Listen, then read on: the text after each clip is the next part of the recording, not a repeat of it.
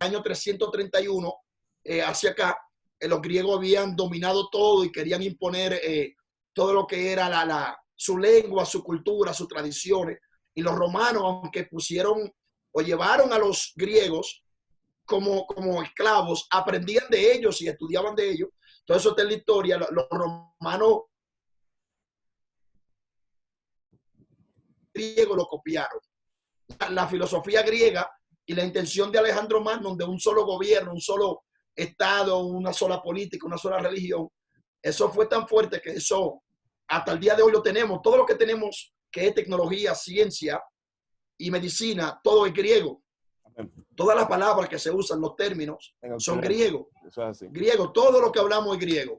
Teléfono, teles, lejos, fonos, voz humana. Cuando está hablando por teléfono, está hablando de lejos con una voz humana, todo. Incluso, pero no voy a entrar ahí porque eso tomaría mucho tiempo. No, incluso, usted sabe, usted que estudió lenguas, usted sabe que de cada 100 palabras que hablamos, un mínimo de 27 son en griego. Oye, es demasiado, o sea, de 27 a 30. Hay un punto tan fuerte, es tan fuerte eso que tú dices, que la estructura del español como lengua, lo que han estudiado lenguas, ya sea la propia, la vernácula de nacimiento o extranjera, saben que, por ejemplo, el español tiene 73% de latín, 17% de griego en su estructura. O sea, bastante, es demasiado. Y como tú dices, o sea, la mayoría de los términos que utilizamos tienen su base, su punto de partida en el griego.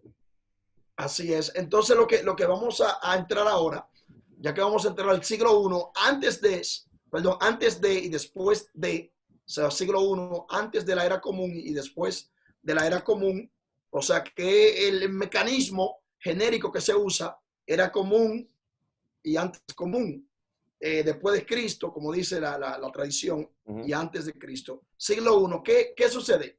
Que antes de Jesús, para entrar en el tema, antes de Jesús, ya habían venido unos casi 200 mesías. Se dice, un grupo dice que 69 y otro dice que 169. O sea, como que eran muchos que se hacían llamar mesías. Oye eso. Sí, oye, casi 200. Entonces, era común para los judíos que apareciera uno diciendo que era el Mesías. Pero lo interesante es que a muchos de esos el pueblo lo aceptó y creyó. Y después, ¿qué pasaba? Para entrar en el tema del Jesús verdadero, resulta que mataron casi 200 Mesías. Antes de Jesús. Jesús viene siendo el 170. Escuche eso. El 170. O sea que para los judíos era común que viniera alguien. Pero lo interesante es, Vladi, que en esa historia todos hacían milagros. Todos eran sabios. A tal manera que la mayoría era el pueblo que lo nominaba como Mesías, ni siquiera ellos. Cuando el pueblo veía que este hombre manejaba o tenía todas estas características, qué milagros, que este hombre conocía la escritura, la manejaba bien, que la gente lo seguía, decían, este es el Mesías. Entonces, ¿qué sucede? Que hubo dos contemporáneos con Yeshua, que era ¿quién? Judas el Galileo y Teudas. No, yo voy a entrar. Por eso cuando... Tienes que dejarme entrar ahí. No, tienes que dejarme entrar ahí. No, espera. No, pues dele, después yo sigo. Pero no siga antes, escúchame. Vamos a las 59 personas que están conectadas. Dios mío, gracias por estar acá. Sigan compartiendo el video, síganlo compartiendo, que hoy esto va a estar interesante. Judas el Galileo. Sí, dele ahí. Judas el Galileo es el fundador del movimiento Celote. Ay. ¿Qué pasa con Judas? Judas, ese usado del diablo, le diría a los evangélicos en el día de hoy, prometió que iba a abrir el mar rojo como Moisés. Pero, Dios mío. Pero no se llamaba Mar Rojo realmente, se llamaba Mar Yansuf, Mar de los Juncos. Pero ok, de eso sería en otra etapa. ¿Qué pasa? Judas, al ser Galilea, siendo la capital prácticamente de la protesta y la rebeldía en contra de Roma. Tú sabes, Juan, que hay muchos historiadores que se equivocan con Galilea y quieren ponerla como si fuera la peor ciudad del mundo. Sin embargo, Galilea dio más rabinos que Judea. Con eso te doy el paso a ti. Claro. Ya con eso ya. Claro, pero yo me estoy casi emocionando. Mire, ese es el punto interesante, que Herodes le dice, ¿eres tú Galileo? O sea, se asustó. O sea, que este hombre viene de allá, de donde vienen los revoltosos. los revoltosos y la gente que crean seguidores.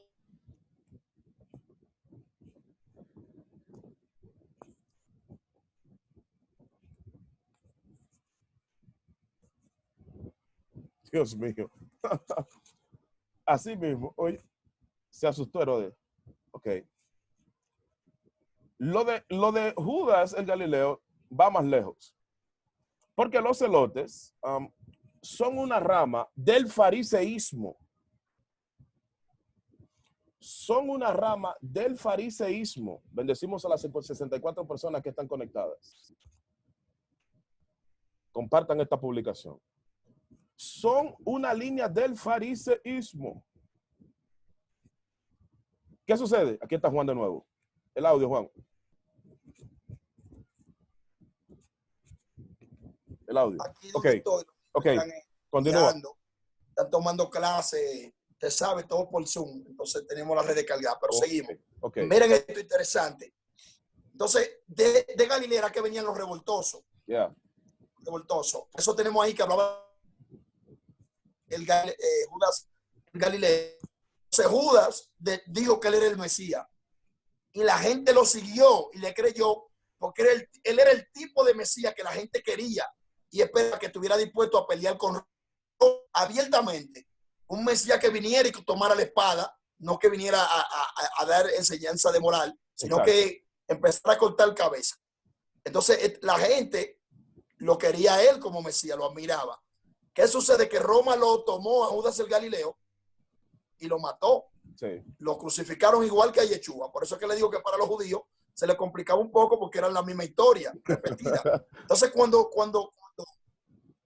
lo crucifican, todos los seguidores dejaron de seguirlo porque perdieron la esperanza, porque estaban esperando un Mesías y estaban esperando un Mesías humano. O sea, un Mesías, ¿cómo le digo? Que viniera a gobernar en el ámbito humano, que matara a los romanos y él se pusiera como rey. Eso realmente era lo que ellos esperaban y eso era lo que él brindaba. Pero luego tenemos a Teudas, que era lo mismo. Empieza de nuevo el movimiento. No sé si quiere decir algo de Teudas. No.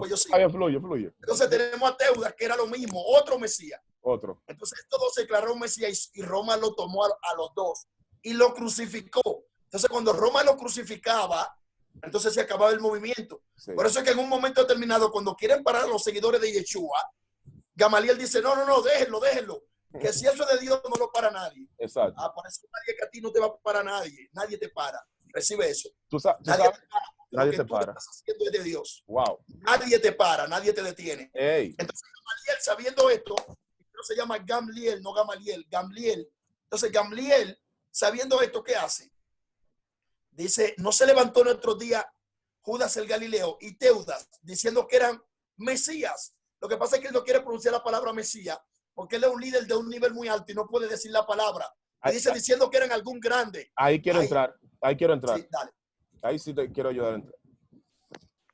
Cuando Gamaliel, Hechos capítulo 5, se pone de pie delante del concilio, hay que tomar en cuenta que en Jerusalén, en Israel, hay 3 tipos de concilio, o conocido normalmente como Sanedrín. Hay mucha gente que no sabe esto. Había uno pequeño de 3 personas. Sí. Por eso Jesús dice, donde hayan 2 o 3 testigos, sí, ahí estoy yo, basamentado en ese principio. Estaban a la puerta de la colina del templo. 2, había un pequeño, otro grupo, que era el mediano, que estaba compuesto por 23. Y estaba el otro, el de los 70, el grande. Gamaliel, si él se puso de pie y se estaba esperando la decisión de él, para llegar a un acuerdo por los seguidores de Jesús, era muy probable que él fuera el presidente del Sanedrín en ese momento. Ok, continúa, Juan. No quiero ya hablar de eso.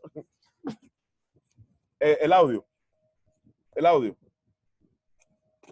Ahí estamos. Ok. Lo que pasa es que cambié del teléfono a la computadora porque la computadora me da mejor imagen. El caso es que, oye eso, hablando de ese punto, me gustó algo del Sanedrín, de los 3 tipos de Sanedrín. Recuerden que también habían 7 sumos sacerdotes. Yes. El día de Yom Kippur, que la gente piensa que era un solo, pero habían 7. Pero es interesante este punto, porque cuando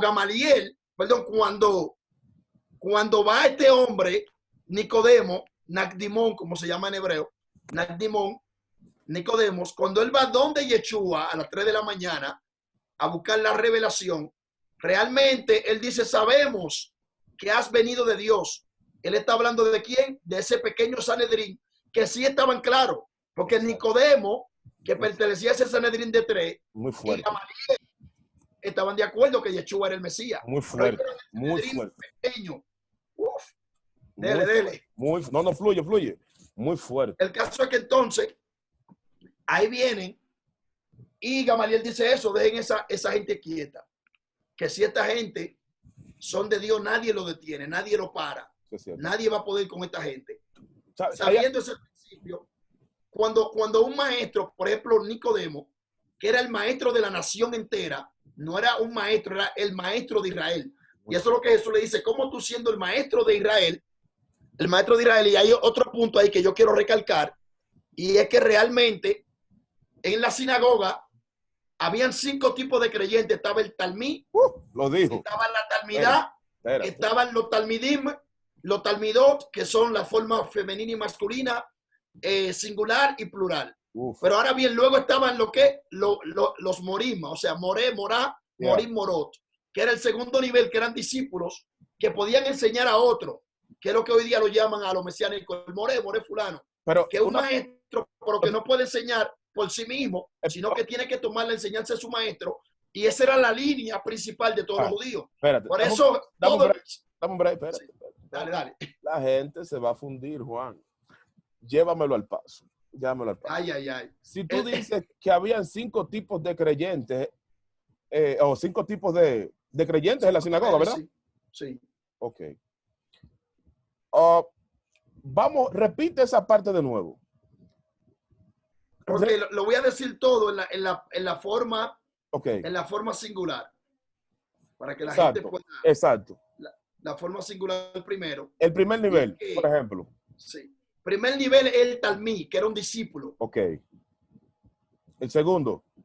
El segundo era el moré. El moré. El tercero. Que era un discípulo que puede enseñar. Ok, perfecto. Que son como los maestros de escuela bíblica aquí, que enseñan, pero es bajo el pastor. Ok. El tercero. Luego tenemos el Raf. El Raf, que es el maestro, el grande. La palabra Raf significa grande, sí, mucho, abundante. Que ese, si era mío personal, yo lo llamaba Rabí. Pero si yo no estaba de acuerdo con sus enseñanzas, yo lo llamaba solamente Raf. Okay. Por ejemplo, Raf Yeshua. Yes. Pero yo digo Rabí Yeshua es porque yo estoy de acuerdo con todo lo que él enseña. Okay. El hecho de poner la yod, el posesivo, digo que estoy de acuerdo con todo lo que él enseñó y decía. Después de eso, tenemos el Rabenu. Realmente se llama el Rabenu, que era el maestro de toda la nación y de todos los judíos. Por eso Moisés se llama Moshe Rabenu. Por eso los judíos llaman a Rabí Moshe Ben Maimón. Lo llaman como Ramban Rabenu, y también a Rachi, porque las enseñanzas de ellos son aceptadas en todos los círculos judíos. Todos lo aceptan. Entonces, ahí teníamos el Rabenu, pero si un rabí o un rab era de la escuela de Gamaliel, no se llamaba Rab, sino que se llamaba Rabán. Porque un maestro de ese... Dios mío, pero esto es un manjar. Es un manjar que estamos asimilando. El sabio, escuche eso, para entrar a la escuela de Gamaliel se dice que había que aprenderse la Torá de memoria. Sí, cierto. Había que saber recitar la Torá de memoria. Desde Bereshit hasta Devarim, sin fallar. ¿Tú me permites? Si usted no se sabía la Torá de memoria, usted no entraba a esa escuela. ¿Me permites entrar ahí? Entre, y después yo sigo. Para poner en contexto a la gente. Sí. Luego de la invasión del imperio medo-persa, cuando Esdras y Nehemías vienen a reconstruir el templo, Esdras viene prácticamente a traer el pueblo a que tenga el corazón a la Torá, el corazón del pueblo hacia Dios, a la Biblia. Oiga esto, oiga esto. Entonces, en el período intertestamentario se crea una asamblea llamada la Gran Asamblea. Oye, estaba compuesta por 120 integrantes, entre los cuales estaban escribas y sabios de todo Israel. El último en presidirla fue conocido como Simón el Sádic, Simón el Justo. Oigan esto, oigan esto. Es para entrar en lo que Juan está explicando y lo podamos entender mucho más amplio. ¿Qué sucede? Simón el Sádic es el último. Luego de ahí vino entonces lo que se denominó en Israel las parejas que gobernaban el Sanedrín. Entre ellos estaba, que los primeros fueron, o los más famosos, perdón, Gamaliel, perdón, Hillel y Shammai. Hillel es un judío que viene de Babilonia, es decir, de la deportación que habla Mateo, de las deportaciones en el capítulo 1, Hillel es uno de esos judíos que vienen. Algunos se quedaron en Babilonia porque ellos decían que tenían una vida hecha allá. De hecho, los 3 sabios que van a visitar a Jesús para circuncidarlo, ¿qué dije? No, voy a devolver porque todavía no vamos por ahí. Que vinieron del oriente, vinieron de Babilonia. Por lo tanto, ahora, Hillel se dice, oigan la anécdota de Hillel.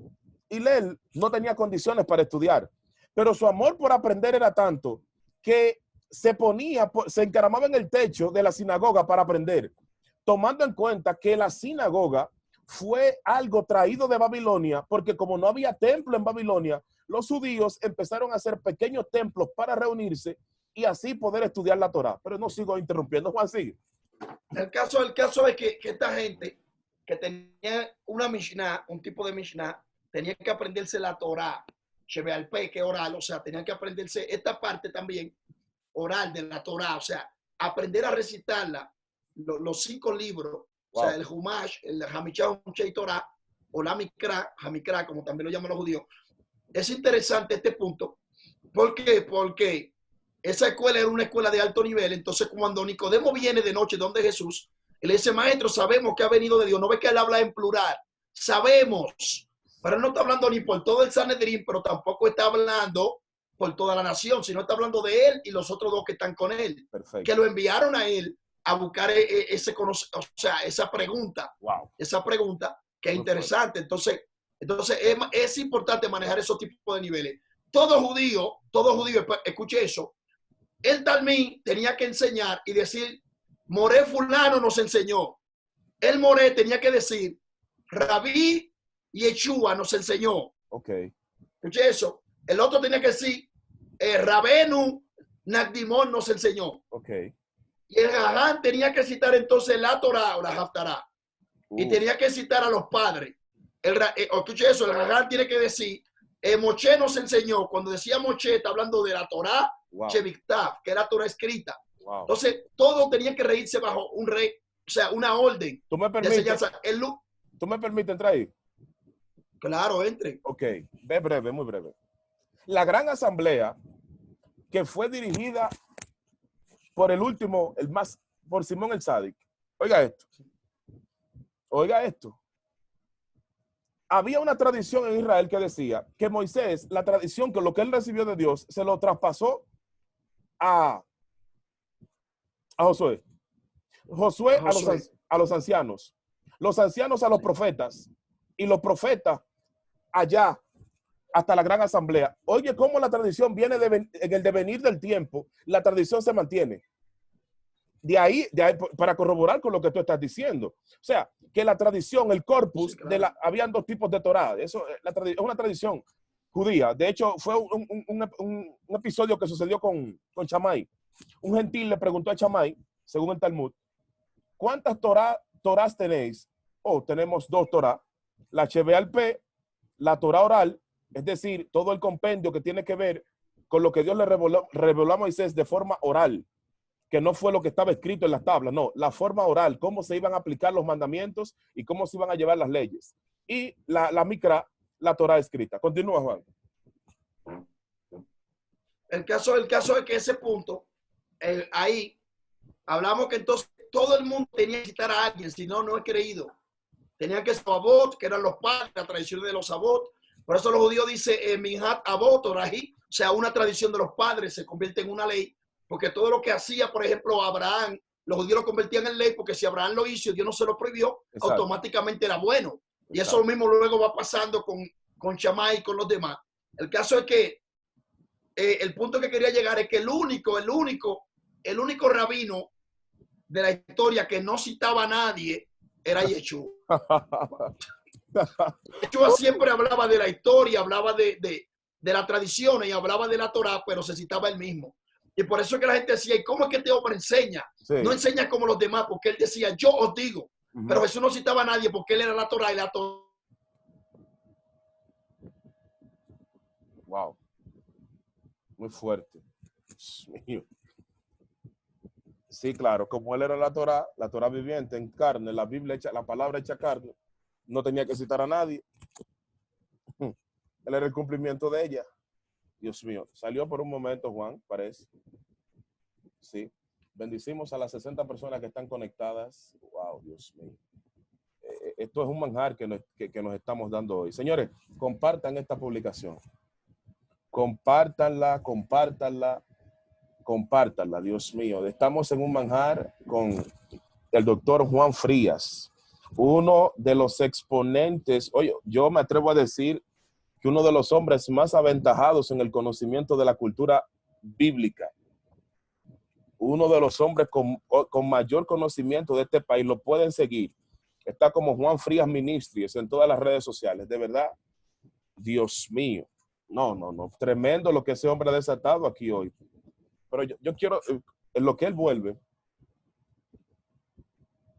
quiero hablar de algo. Quiero hablar de algo en lo que él vuelve. Sí, batalla. Ya que tiene un problema él. Bien. Juan hablaba de cómo estaban compuestos. Él habló de los niveles de maestros que habían en Israel en ese momento. Habían 5 tipos de maestros. Ok, aquí está de regreso, Juan. No quiero interrumpirlo, de verdad. Créanme que no. Ok. El audio. Interesante. Okay. Se me está... Wow. ¿A qué se debe? Entonces, es interesante esta parte. ¿Por qué? Porque me están escuchando ahora sí. Es interesante esta parte. Sí. Como doctora, que Moshe, que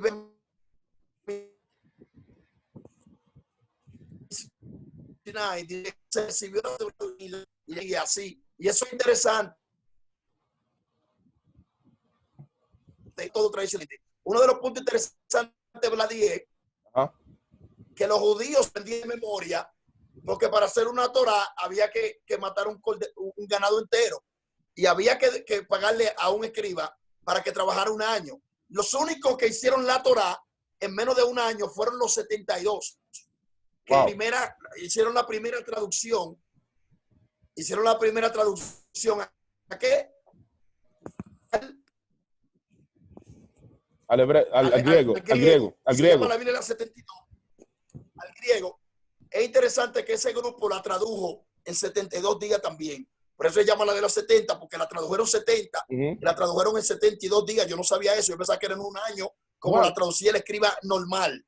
Pero tú dijiste algo. Sí. Dijiste algo de los escribas. ¿Habían reglas para poder ser un escriba? Dime 1 o 2, que la gente quiere saber eso. 1 o 2 nada más. De las reglas que había para poder ser un escriba. Claro, había muchísimas reglas para ser un escriba. Muchísimas reglas. Eso de ser escriba era tan complicado que si un escriba estaba terminando la parachá de Hasinu o Hasinú, que así como se llama la última parachá de Devarim, Deuteronomio, se llama Hasinu o Hasinú. Sí. Esta última letra se equivocaba, ese rollo no se servía. Wow. Había que botar el rollo entero, enterrarlo en la tierra, porque escucha esto, no se podía quemar, ni se podía pisar, ni se podía botar nada que tuviera el tetragrama escrito. Wow.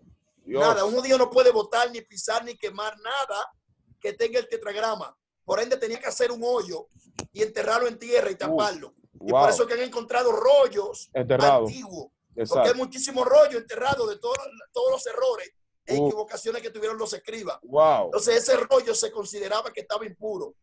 Los escribas antes del rollo tenían que hacer una tevilá, que era una tevilá que tenía que hacer una purificación antes de escribir. O sea, había muchísimos requisitos, aparte que el escriba tenía que venir desde niño escribiendo. Mire, eso es tan terrible. Wow. Que un escriba escribió y era como una máquina de escribir. Escucha esto, Vladi. Oye. Todas las letras son iguales. Tú la ves en un rollo Y tú dices, no, esto lo hicieron con una máquina. Esto no lo hicieron a mano. Porque la letra llevaban, primero es que desde donde empieza, tienen un punto de empezar, de partida, y un punto final. Tienen un tamaño exacto. Tienen una cantidad de tinta exacto, todo exacto. Wow. Entonces los escribas lo metían, o sea, son muchísimas reglas que habían. Oye. Lo tenían desde niño estudiando. Oye. No podían cometer nunca un error en una escritura. Escucha eso. Los escribas tenían que tener la capacidad de que mientras una gente hablaba, él podía escribir, como los escribientes del tribunal hoy. O sea, había muchísimas cosas que tenía que tener un escriba. ¿Tú sabes lo que es tú a mano, escribiendo y perfecto, a la velocidad que van hablando una conversación? Padre, qué fuerte, qué fuerte. Usted sabe que Leví hacía eso. Mateo, que era cobrador de impuestos, tenía la capacidad de hacer eso. Oh, no, me estoy desayunando. Yo estoy aprendiendo aquí, ¿eh? Yo vine a aprender, fue. Oye ahora, el caso es que todos esos puntos son importantes. Bastante. Manejarlo.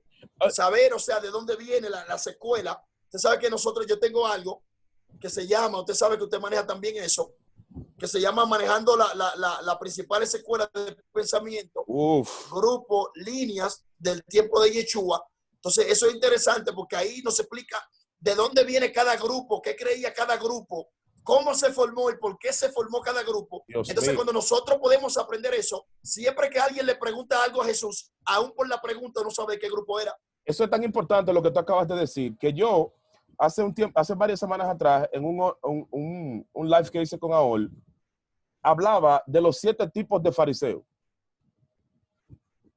Sí, hay 7 tipos de fariseos. No quise profundizar más, solamente di los títulos, ni de dónde venían, ni cómo surgieron como movimiento, porque la gente, oigan esto, oiga. Juan, vamos a tomar el intervalo para hablarle a la gente de los diplomados. Ok, vamos a comer ese espacio para hablarle por qué. Vamos a tomar ese intervalo para hablarle de los diplomados y saludar a las 69 personas que están ahí conectadas con nosotros. 70. Compartan esta publicación, compártela. Ok, deme un segundito porque estoy haciendo el cambio. Ok. Porque cuando se me va el internet, la computadora pasó al teléfono. Ok. Y estoy pasando de acá para allá, de allá para acá. Ok. Entonces acá entro de nuevo. Ok. Entro acá de nuevo. A lo que es las 2 escuelas entro de nuevo. Principales de pensamiento del siglo I son Shammai y Hillel. ¿Por qué? Porque a lo que es la casa de Shammai y la casa de Hillel. ¿Por qué? Shammai y Hillel llegaron a ser presidente y vicepresidente del Sanedrín. Oiga, ¿hasta qué punto? ¿Cómo llegan ahí los fariseos al Sanedrín? Porque el Sanedrín estaba compuesto por la aristocracia, las familias más ricas de todo Israel, que eran saduceos, eran que componían el Sanedrín. En el año 76 a.C., Alejandra Janeo, no voy a entrar en detalles quién era ella, es quien, por un favor que le hicieron el movimiento hasídico, es decir, el movimiento, porque la palabra fariseo es prushin en hebreo, lo que trata de decir es los separados o los apartados, es decir, se habían desligado de los santos. Exacto, la política del templo. Ahora bien, Alejandra Janeo es la primera que introduce a fariseos dentro del Sanedrín, porque no habían fariseos en el Sanedrín. Lo curioso de eso es que ellos tienen una participación minúscula, pero tienen una participación. Ahora bien, Shammai e Hillel, presidente y vicepresidente, porque hubo un momento cuando se empezó a desconfiar de los sumos sacerdotes, porque los que habían eran falsos, no eran descendientes de la casa de sacerdotal de Aarón. Por lo tanto, se empezó a desconfiar y pusieron a fariseos, oiga esto, como presidente del Sanedrín. Pero ok, sigue Juan, sigue. No me interrumpí. El caso es que volviendo a ese punto, usted hablaba de la sugot, para caer ahí, que las sugot son las parejas. Ajá. Y la última sugot fueron Hillel y Shammai, que eran siempre en Israel, había un grupo que era totalmente radical y un grupo que era totalmente liberal para traer el balance.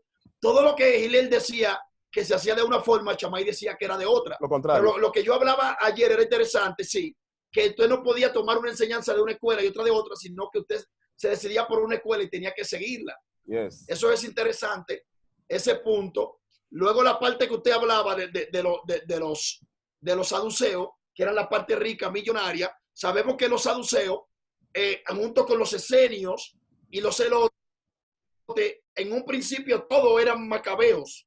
Todos venían de los asmoneos que pasan a los macabeos, que son los que echan a los grecosirios de Jerusalén, y consagran el templo de donde viene la fiesta de Hanukkah, que es la fiesta del 25 de Kislev.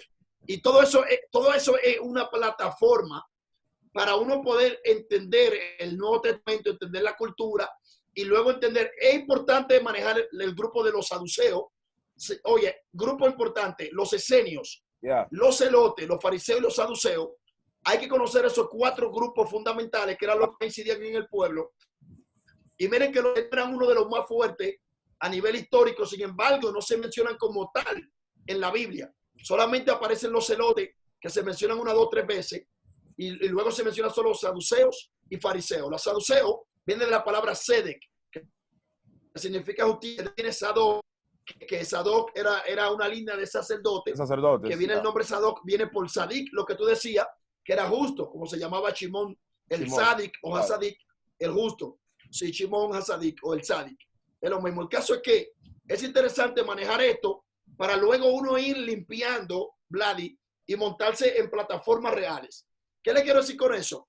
Porque esto de los celotes, que era uno de los grupos de fariseos, de los 7 grupos, tenemos los celotes, que salió de los macabeos. Amén. Entonces, ¿qué sucede con esto? Con los celotes. Que los celotes se llaman celotes, una palabra griega que tiene que ver con fanatismo, porque eran fanáticos. Pero en hebreo se llama Simón el cananita. Así que dice, todavía en Mateo dice Simón el cananita, porque esa palabra no la tradujeron, sino que la transliteraron. Entonces, Simón HaCananí significa Simón el celoso. El celoso. El celoso. ¿Celoso de qué? De la ley. Esta gente se oponía a que se le pagara tributo al César y a Roma y a Herodes. ¿Por qué? Porque eran ilegítimos, como usted hablaba en su última transmisión, que Herodes no era legítimo judío, sino que era edomita, venía de Saúl, de Edom.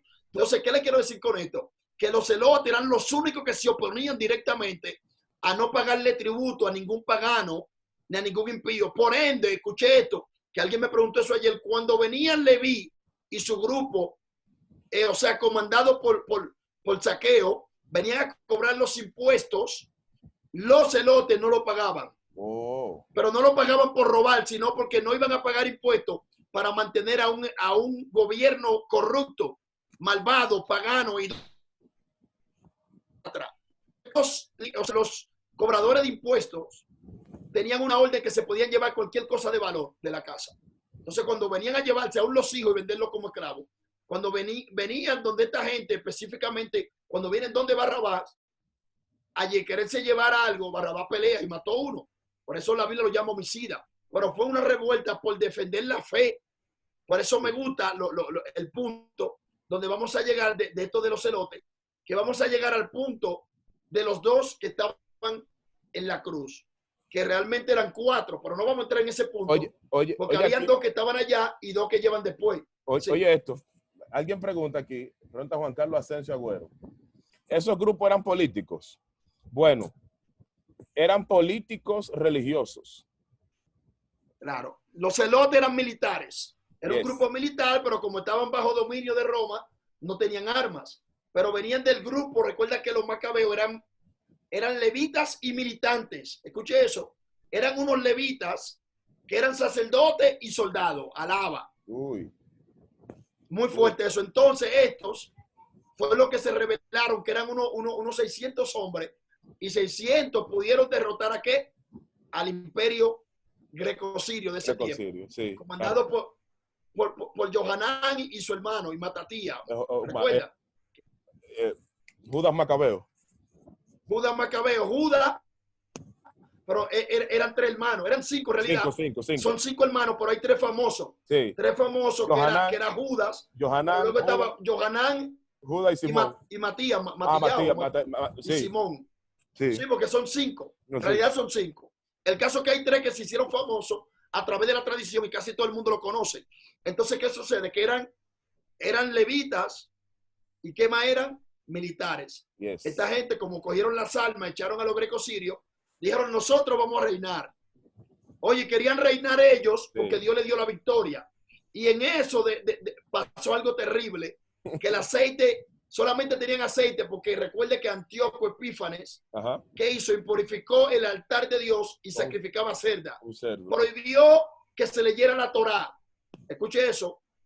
Prohibió la lectura, pero no prohibió la Haftará. Entonces los judíos que leían en ese tiempo, leían los profetas, que lo llaman Haftará, aunque profeta se dice Nevi'im, pero los judíos lo llaman la Haftará. Resulta que cuando venía un soldado greco-sirio y veía a un judío leyendo, ¿qué está leyendo? Torá. Si estaba leyendo Torá, lo mataban. Y él decía, no estoy leyendo Torá, estoy leyendo Haftará. Y ahí fue que la Haftará cogió mucha fuerza. Escuché eso, cogió mucha fuerza. Y luego, cuando ya, aparte de que prohibió guardar el Shabbat, Antíoco Epífanes prohibió el Shabbat, prohibió la lectura de la Torá y prohibió las celebraciones de la fiesta judía. Sí. Pero después que hizo todo eso, no se conformó y tomó cerdas y las sacrificó en el altar de bronce. De ahí es que el altar de bronce. Abominación desoladora en el lugar santo. Exactamente, eso es lo que llama Daniel. Wow. El caso es que entonces ahí ellos se sienten impotentes y se enojan y dicen, no, mejor que nos maten. Pero no vamos a vivir sin templo, sin altar, sin nada. Y se rebelaron y 600 hombres pudieron echar a un ejército, o sea que fue un milagro fuerte. Pero el problema fue que después de la victoria se le subió el orgullo a la cabeza a un grupito. Y hubo un grupo que dijo, nosotros tenemos que poner un rey de la tribu de Judá. Y hubo otro grupo que dijo, no, porque Dios nos dio la victoria a nosotros. Sí. Nosotros vamos a gobernar. Entonces el aceite que duraba un día, duró 8 días porque la preparación del aceite duraba 7 días. Y por eso es que la Hanukkah tiene 9 brazos, mientras que la menorá tiene 7. La menorá es la lámpara del templo y la Hanukkah es la de Hanukkah, por eso se llama Hanukkah. Tiene el del centro y 4 y 4, 8, dando a entender el milagro que duró 7 días, más el día normal, 8 días, lo de Hanukkah. Entonces, todo eso es interesante para caer en el punto de dónde vienen los revoltosos, los celotes. El grupo que quería que pusieran un rey de la tribu de Judá fueron echados fuera. Y de ahí que se forman los esenios. Los esenios. Lo echaron fuera. Hay algunos que los mataron. Luego hay otro grupo. Sí, la mayoría, pero los que pudieron fueron echados fuera. Pero luego... Sí, continúa. Sí, pero luego se forman 3 grupos de esenios. No hay un solo grupo. Están los esenios que están en el desierto, que están en Asada, que es en Qumran, donde estaban los rollos del Mar Muerto. Pero había unos esenios que estaban en la ciudad también, 3 grupos de esenios. Oye, eso. Porque de un grupo salen subgrupos. Pero luego, interesante, de ahí mismo salen los saduceos, que es lo que usted dice, que eran los sacerdotes ilegítimos, que venían de Sadok, eran Anás y Caifás, venían de esa línea. Pero luego, ese mismo grupo salen los celotes, que eran militantes y eran levitas, pero estaban totalmente en rebeldía en contra de Roma. No querían pagar tributo y preferían mejor la muerte, que lo mataran. Oye. Y de ahí es que viene Barrabás. Barrabás, que dele de Barrabás. ¿Quién era Barrabás? Antes de continuar, bendecir a las 64 personas que están conectadas. De verdad que gracias por estar aquí con nosotros. Lo único que yo tengo una queja contra ustedes, compartan el video.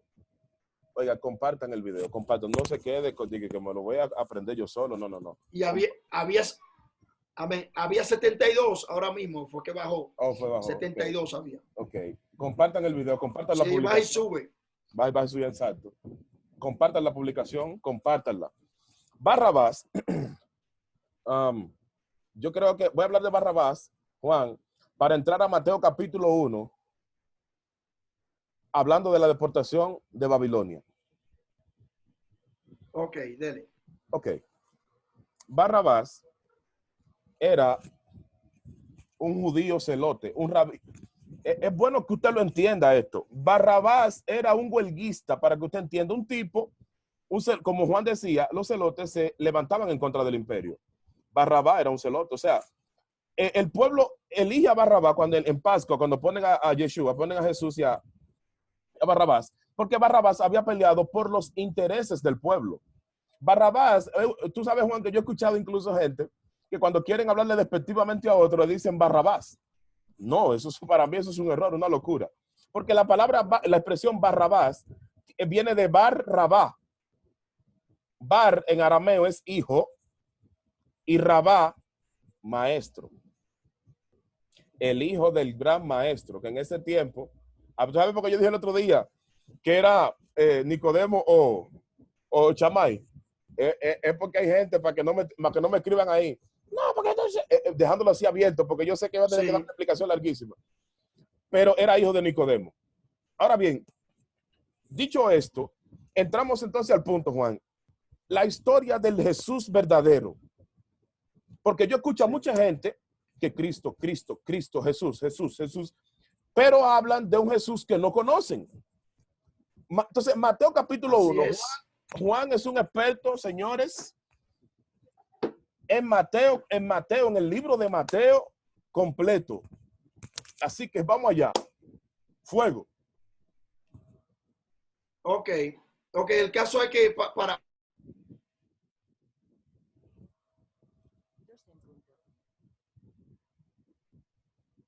Okay. Realmente la idea de nosotros, del grupo que estamos enseñando, Hochi, Vladimir y Jonalvi, otro grupito que hay, es educar a la gente, es motivar a la gente a que estudie, poner a la gente a que indague.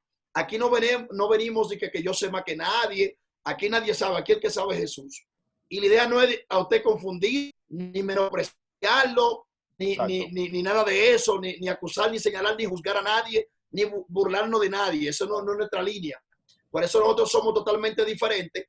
Y aunque nos quieren juzgar de copia, yo nunca había visto eso, que los originales eran peritos. O sea, que los originales eran neófitos y la copia perito. Yo nunca había visto eso. Nunca había visto eso, Vlad. Que hay que a veces explicar esa cosita clara. Oye. Esto, hace este preámbulo en el único sitio y en el único mundo que los neófitos son los originales y que los peritos son de que copia. Son de que copia. Amén. Pero vamos a seguir. El caso es que la idea de nosotros es diferente. Tampoco podemos ser copia de nadie porque nosotros tenemos una línea diferente y no creemos ninguno de esos cuentos raros que están tirando por ahí por las redes. Nosotros somos totalmente contrarios. Entonces la copia es el que imita. Nosotros lo que hacemos es que le damos y rompemos. Claro, rompemos todas esas cosas raras que le quieren enseñar a la gente. Claro. Y vine en esta vuelta, vine así virado. Vine virado porque están metiendo un grupete de cuentos. Raro, que después en mi programa, yo no me voy a meter aquí porque este es tu programa, Vlad, y no quiero, mira, hay 80 y pico. Sí, y no me quiero meter ahí. Pero el caso es que Barrabás, Abrabar, significa hijo. La palabra se le ponía, porque sabemos que la palabra hijo es la palabra ven. Pero cuando era hijo en algo académico, se usaba el término Arabar. Por eso era Bar Mitzvah, Barioná. Y aquí Barrabá, el hijo del grande, del maestro. Estamos viendo. Entonces, es interesante esta parte que Barrabá, en un nivel sociopolítico,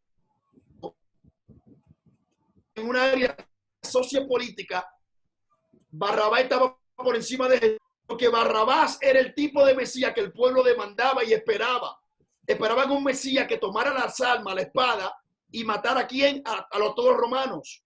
Entonces, Yeshua viene un soldado en forma de paz.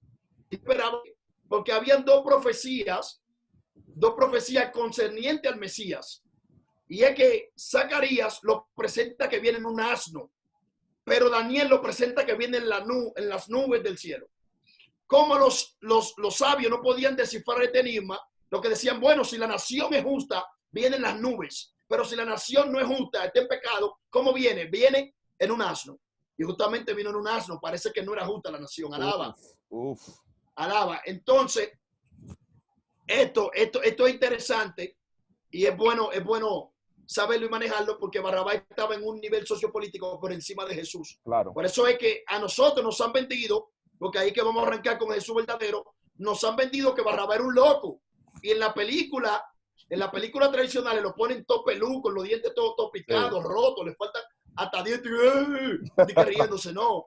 Barrabás era un líder de una secta, de un movimiento, que venía la misma línea de quién, de Judas el Galileo, claro. venía la misma línea de quién, de Teudas, y venía en la línea que era de tomar las almas y matar a todos los romanos. Entonces Barrabás llegó a matar gente, y la gente decía, no, pero este es el tipo de Mesías que necesitamos. Tú diciendo eso ahí, me llama la atención. Hay dos cosas. La primera es, por ejemplo, eso que tú dices, wow, tremendo. Porque Barrabás, siendo un sedicioso, porque, señores, el movimiento celote era tan radical que donde veían un saduceo o un romano mal puesto, lo mataban. Por eso Juan te lo está diciendo. Cuando veían un romano mal puesto o un saduceo, lo mataban, porque el saduceo decía, no necesitamos ninguna potencia extranjera y malditos aquellos que se confabulan con los imperios para tener oprimido al pueblo. De ahí entonces que el movimiento celote, ese radicalismo, que por la espada y por el fuego, incluso algunos celotes se unieron a la visión de Jesús, ¿no? Porque Jesús estaba rodeado de algunos de ellos, vamos a estar claros de eso. Por eso no es descabellado cuando Pedro saca la espada que le corta la oreja o el hombro casi al criado del sumo sacerdote. Pero continúa, Juan, continúa. Pero no fue la oreja que él le tiró, no. Lo que pasa es que el soldado era hábil. Yo sé. No fue la oreja, no. La oreja fue lo que lo atrapó. Entonces, realmente cuando estudiamos, nos damos cuenta, por ejemplo, cuando estudiamos los grupos, nos damos cuenta que Juan el Bautista tiene una inclinación a los esenios.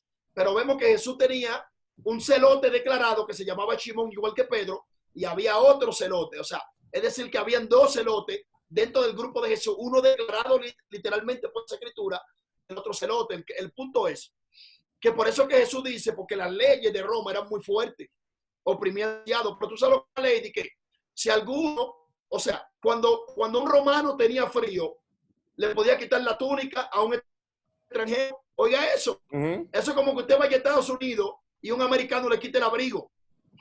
Pero también cuando un romano estaba cargando algo y venía un extranjero, tenía que llevarle la carga a 1 milla por ley. Sí. Eso estaba en la Constitución de Roma. Claro. Por eso es que Jesús dice, si alguno te quiere quitar la túnica y ponerte a pleito, déjale también la capa. Ese mensaje específicamente cuando se lo escucha. Luego le dice, si alguno te obliga a llevar carga por 1 milla, con el 2, porque era una ley. Por eso es que cuando van realmente, Vladi, cuando Yeshua lleva el madero, supongamos está bien tradicionalmente que era el atravesaño, la parte corta que se usaba para la cruz. Vamos a poner lo que sea así, para no entrar en muchos detalles. ¿Sabes? Cuando Jesús lleva el atravesaño del madero, Vladi, es interesante que él especifica que vieron a un tal Simón de Cirene. Y lo obligaron a llevar, porque era extranjero. Alaba. Entonces los celotes estaban en contra de todo eso. Cuando venía de que un romano, de que llévame, dame la túnica, el celote daba mejor la de él. Tengo frío, dame la túnica. O de que ayúdame a cargar ahí. El celote se lo ayudaba a cargar, se le iba con la carga, alaba. A cargar, los celotes no cogían esa. No. Dios mío. Ahora. Amén. Entonces, esos puntos. Sí, entra. Entramos a Mateo 1. No, dele, yo sigo después. Ok. No, antes de entrar a Mateo 1, entonces, espérate. Resulta que hay dos personajes en la Biblia que están en el madero, en la cruz. Según la tradición y la historia, cuando se reúnen los textos griegos y se estudian, realmente en la cruz no habían 3, sino 5. Alábalo. Eran 2 de cada lado y 1 en el medio. Exacto. Por eso es que cuando usted ve una película antigua de Alemania, de donde viene Martín Lutero, o ve una película antigua de Inglaterra, de donde viene Calvino y esa gente, usted ve que ponen 5 tumbas ahí. O sea, hay 5 cruces, no 3. Y no era, usted no se ha preguntado por qué. Y no eran ladrones. No, ahí es que voy. Ahí es que voy al punto, que eran celotes. Entonces nosotros hemos sacado una doctrina para cuando una gente lo choca un vehículo o se está muriendo, de que ven, vamos a orar por ti antes que te muera para que te salga como el ladrón de la cruz. Ahí es que quiero llegar, Vladimir. Dios mío, lo digo. El caso es que no eran ladrones, eran celotes. Y dos que estaban y dos que van después, pero está bien, supongamos que eran 3, como enseña la tradición. Lo mismo pasa con los sabios de Oriente, que eran 70 y la gente, 70 era el mínimo que enviaban, el mínimo era 70. Y la tradición puso 3 porque llevaron 3 ingredientes, oro, mira, incienso. Yeah. Que ahí es que vamos a entrar ahora en Mateo 1. Pero el caso es Dios mío. para concluir este punto, para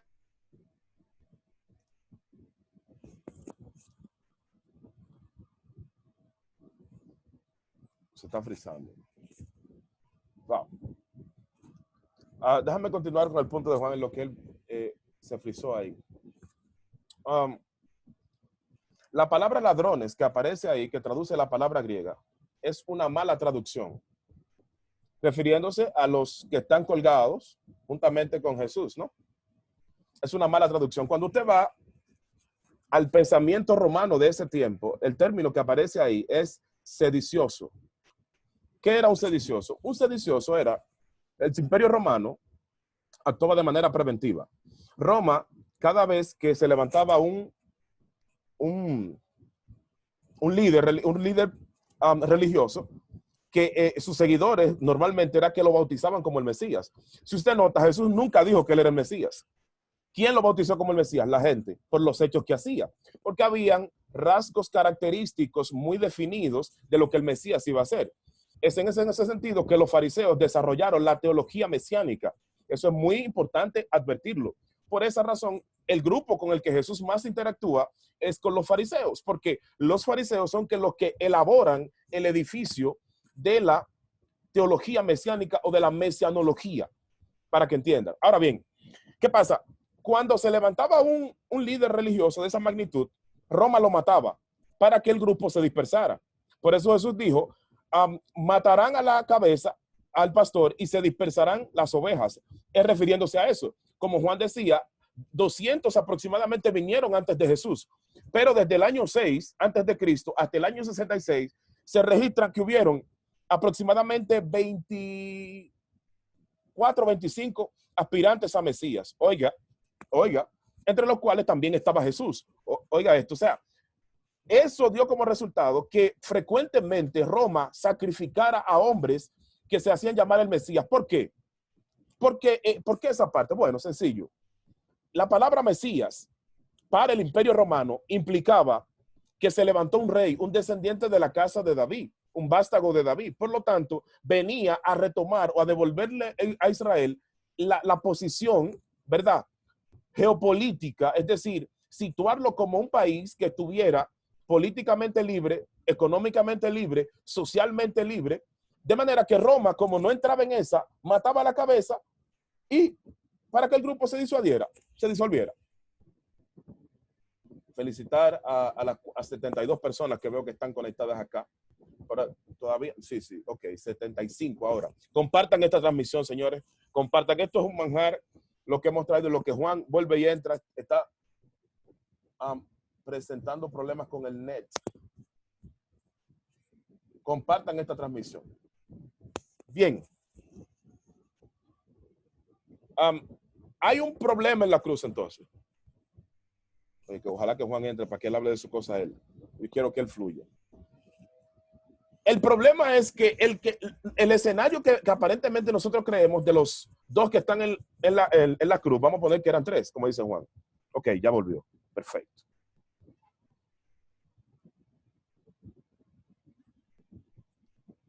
Ok. El audio, Juan. El audio. Aquí estamos. Ok, continúa. Disculpe, recuerde que le dije que no estoy allá donde la pastora, sino que estoy donde el apóstol, y aquí realmente el hijo del apóstol está dando clase por Zoom, la hija de él está tomando clases por Zoom, otra por Zoom, y todo el mundo está conectado por Zoom, y eso suma mucho. El caso es que, volviendo al tema, donde nos quedamos, resulta que esos dos que están ahí, uno a la derecha, uno a la izquierda, representan el simbolismo hebreo, porque para los judíos, el lado derecho y la mano derecha significa salvación, significa fuerza, significa poder, significa bendición. a tal grado que los judíos ortodoxos y ultraortodoxos se levantan con el pie derecho. Y ellos creen que si se levanta con el pie izquierdo le pasa algo malo, porque la izquierda representa lo negativo. Escuché eso. Y eso mismo están simbolizando, es interesante, los celotes que están ahí en el madero con Yeshua. Uno a la derecha y uno a la izquierda. Recuerde que a las cabras le dice maldito y los manda a la izquierda. Y a las ovejas la manda a la derecha. Bendita de mi padre, vengan a la derecha, porque representa el vigor, la fuerza, el poder.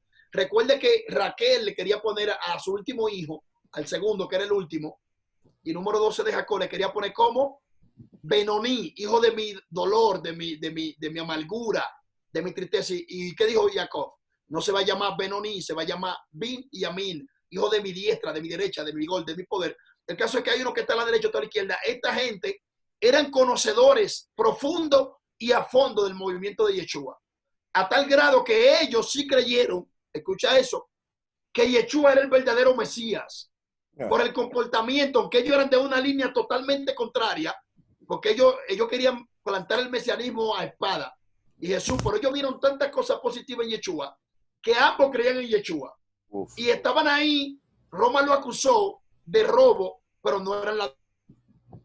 Ahora, ¿qué le quiero explicar? Es algo, Vladimir, esto es como un poco difícil de explicar, porque realmente el que no paga impuestos es un ladrón.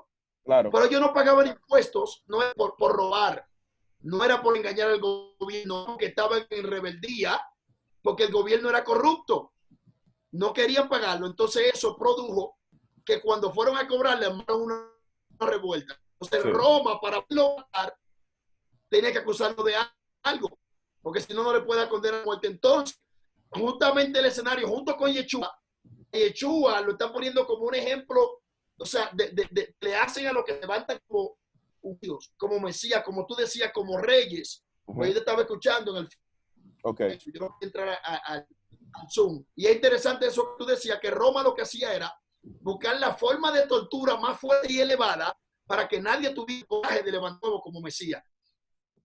Y para el que le dice Mesías, yo no, ni loco. Lo que hacían era, o sea, infundir terror, pánico, pavor, miedo como Mesías. Y justamente ahí tienen a los dos cerotes que no eran ladrones como la gente lo ha pintado, ni tampoco uno se convirtió en la cruz como predicamos los evangélicos, sino uno perdió la fe y la esperanza cuando vio que Yeshua, que él creía que era el Mesías, estaba en la condición que él. Entonces no es que uno sí que se arrepintió allí y se convirtió, fue que uno perdió la fe y el otro siguió firme, todo lo contrario. Eso que tú dices ahí, wow, espérate, déjame yo posicionarme bien, porque es que esto está fuerte, espérate. Déjame respirar. Eso que tú dices ahí, Juan, me hace sentido y me conecta con lo siguiente. La casa de Chamay enseñaba que el Mesías no podía morir. Hello. La casa de Chamay enseñaba que el Mesías no podía morir. Es al revés. La casa de Hillel enseñaba que el Mesías no podía morir. Por eso, Pablo, en las persecuciones contra los que creen en Jesús, es precisamente porque el problema no era decir que tú eras el Mesías. Tú lo que tenías era que demostrarlo. Así es. Por eso que yo le dije a Yeshua, muéstranos señal del cielo. Exacto. Hay una versión que nada más dice, muéstranos señal y vamos a creer en ti. Y yo decía, pero ven acá, ¿cómo que muestren señal si Jesús empezó su ministerio público haciendo señales? Un milagro extraordinario en una boda, donde habían muchísimas familias, un promedio normalmente se invitaban de 50 familias a una boda. Y ahora esta gente le dice, Señor, muéstranos señal.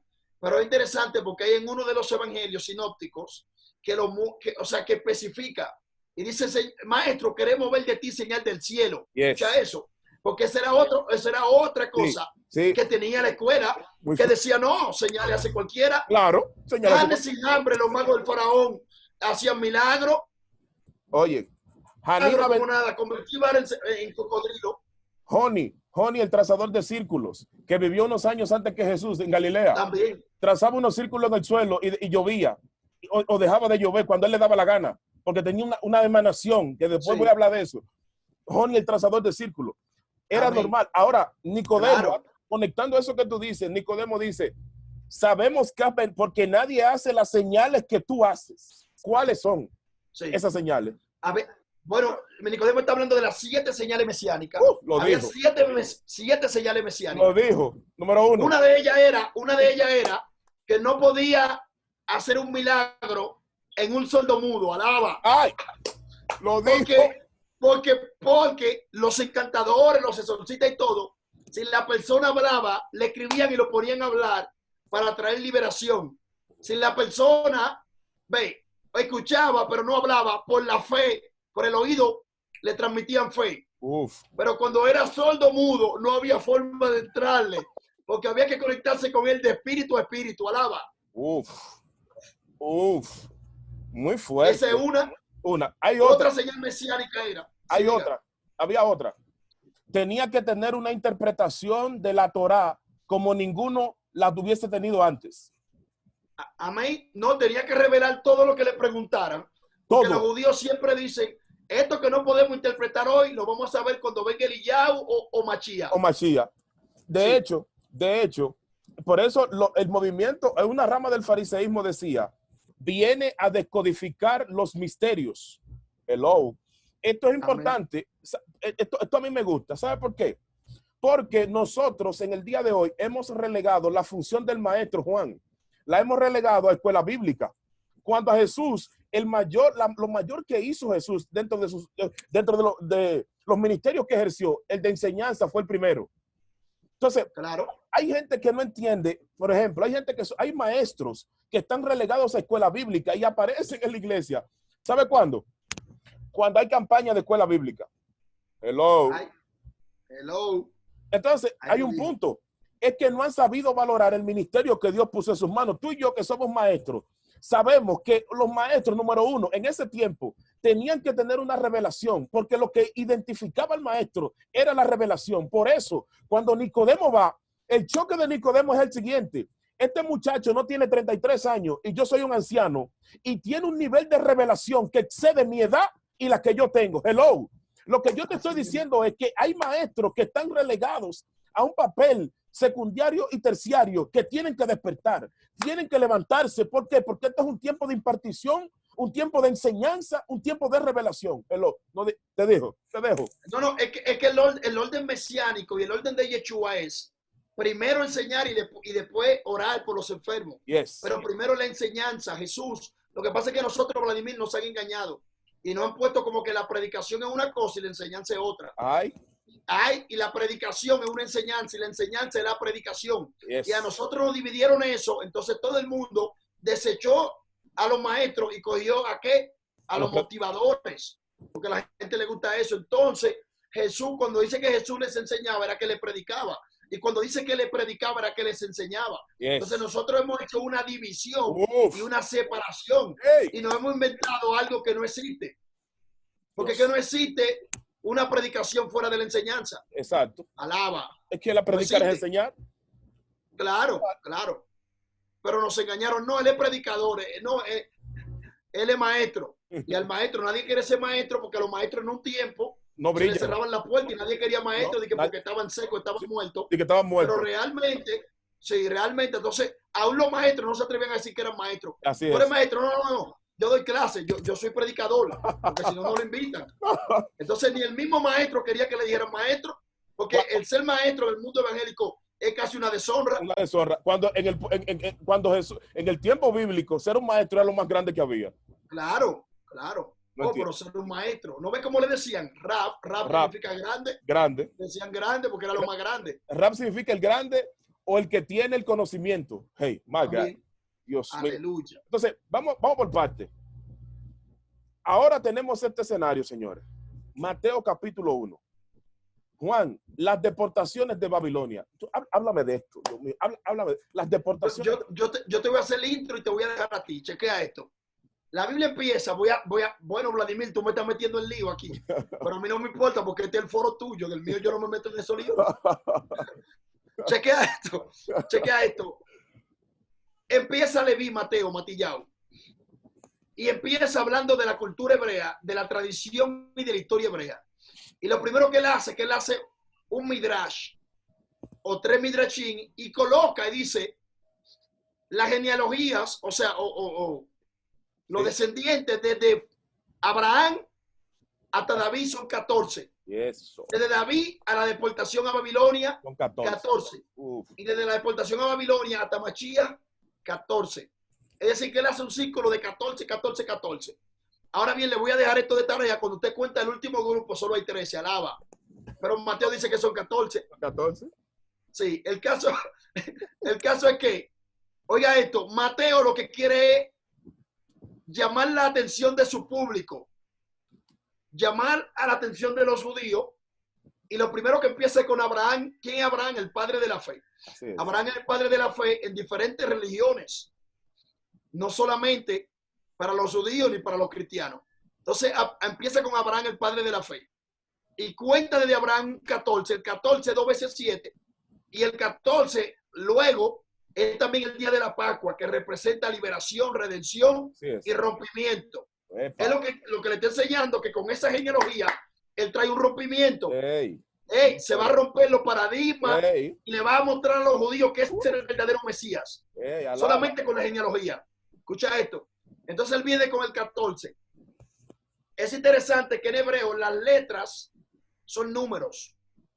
Por ejemplo, el nombre David es una Dalet, una Vav y otra Dalet. La Dalet en hebreo es 4, que representa puerta. La puerta representa también este mundo físico. Representa la estabilidad.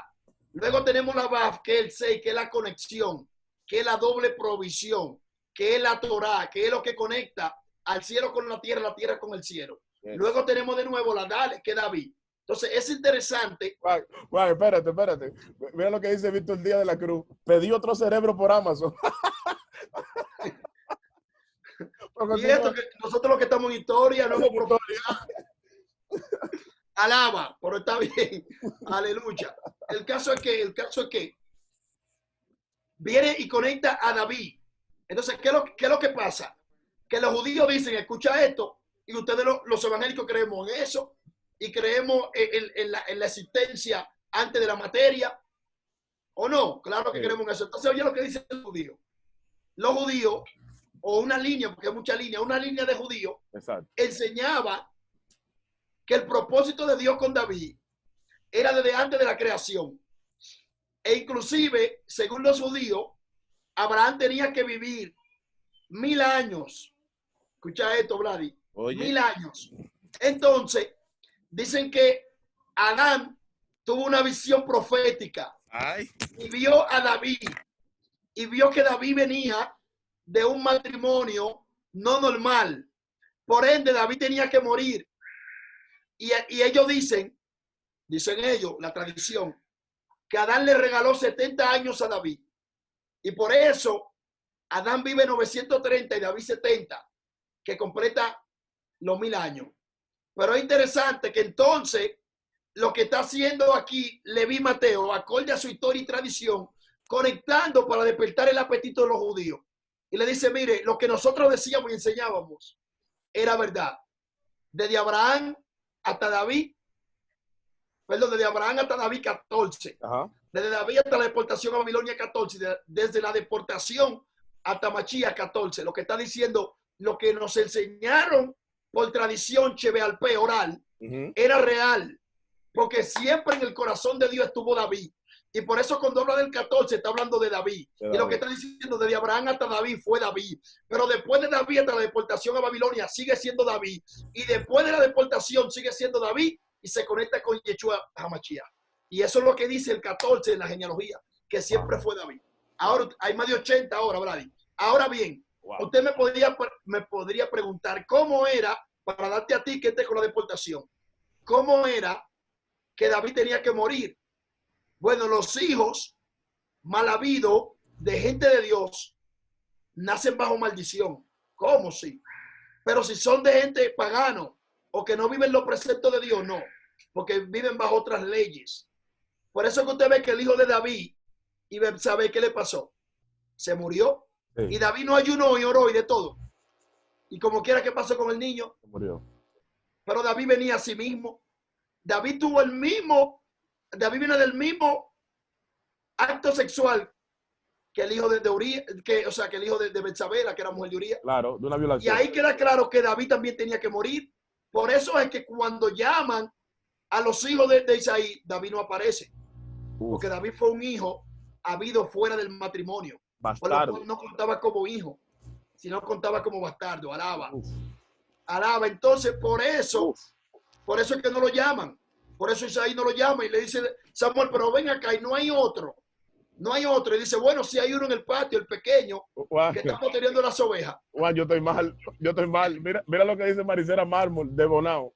El nuevo Netflix, papá. Las Oye, mejores series. la mejor serie. Yo estoy mal. Pero, oye, Alaba.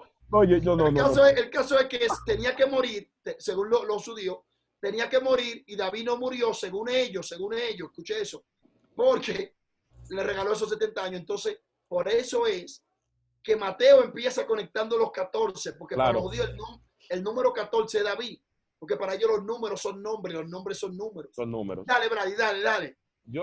Tú sabes que tenemos en el aire, Juan. Déjame ver, empezamos a la 1, son las 2:30. Juan, ya está bueno. Sí, claro. Yo quisiera avanzar más para allá, pero señores, nosotros tenemos cosas que hacer. No, yo tengo que dar una clase ahorita. Exacto, yo tengo que seguir en esto y tengo que salir. Señores, miren, nosotros tenemos un diplomado o varios diplomados. Si ustedes se ponen en contacto con nosotros, les dejaremos saber. Hay uno que arranca, por lo menos, que ese sí seguro. Dime la fecha, Juan, uno el día 6 y el otro.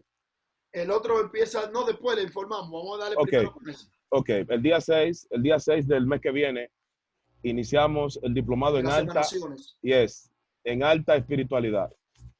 Eso está brutal. Si usted cómprese 2 o 3 cerebros, porque lo va a necesitar, va a tener que cambiarlo y guardarlo como si fuera una memoria y usar otro, porque lo que viene es brutal. Recuerden, pueden seguirnos a través de las redes sociales. A Juan lo pueden seguir por Juan. En YouTube, Juan Frías Ministries, por Instagram el mismo nombre y acá en Facebook igual. Ok. A mí por Ministerio Ciclo Divino, en YouTube, en Instagram y en Facebook, Ministerio Ciclo Divino.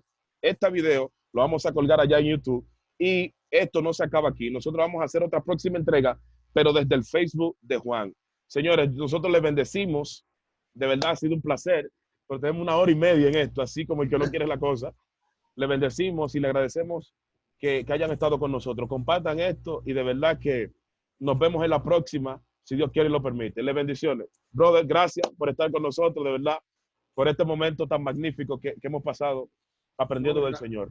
Gracias a ti, le pedimos disculpas por los fallos que tuvimos, pero saben que el internet acá es igual que allá lo mismo, pero acá hay niños que estudian, hay profesores que dan clases de acá mismo, y eso trajo que se reiniciara varias veces, pero nada, ustedes saben que estamos para servirles, para traerles esa palabra, esas inquietudes, para motivarlos a estudiar, a escudriñar, a buscar de la palabra de Dios. Entonces, están invitados para el seminario de las emanaciones. Me han estado llamando varias personas de Estados Unidos que por qué lo hicimos tan barato. Realmente lo que queremos es que todos participen, porque ahora mismo yo estoy en Colombia y normalmente un seminario de eso cuesta $200, pero en Colombia $200 es casi un mes de trabajo, porque el sueldo normal aquí son $300. Sí. Entonces, ¿qué hicimos? Lo pusimos a $50 para que usted le sea asequible 4 clases, 8 horas, un mes, 4 semanas. Así que le vamos a estar subiendo la información. Material de apoyo. El material se lo vamos a enviar en PDF, porque el material de apoyo tiene que ser en PDF, porque si no gastaríamos mucho imprimiéndolo y enviándoselo. Claro. Recuerde que es súper barato. ¿Sabe lo que es eso? $50, eso es regalado. 4 imparticiones de 2 horas. Eso es demasiado realmente que le estamos dando. Es casi gratis. Entonces hay que pagar la plataforma, más el internet, más esto. Claro. Lo vamos a hacer realmente por el Zoom Conference. Realmente le vamos a enviar el enlace. Usted se inscribe. Primero se lo vamos a enviar a un grupo, porque es limitado. Esto es limitado. Sí, claro, solo son 100 personas. Claro, y ya yo tengo como 30 y no hemos hecho el anuncio, ya hay como 30 inscritos. Entonces el enlace se lo voy a enviar primero a los que están inscritos en una hoja que yo tengo, en un listado. Entonces, después que eso se inscriba, entonces lo vamos a tirar al público. Va a ser bien fácil, porque usted entra con PayPal o con tarjeta, usted se inscribe, usted paga y ahí mismo queda inscrito con todos los detalles y el mismo programa le envía todo. Eso es algo de alto nivel. es otra cosa. Así que, Vladi, muchísimas A gracias ti, brother. por A ti. haberme invitado a tu espacio. Así que te dejo que despidas tú, porque este espacio es tuyo A ti. y el Zoom es tuyo y tú eres el que tienes que cerrar. Bendiciones. Señores, gracias por estar con nosotros. Agradecemos a Juan. Señores, esto está fuerte. El viernes hay una transmisión especial con un apóstol de Colombia. Dios mío. Bendiciones, amado, y será hasta la próxima. Shalom.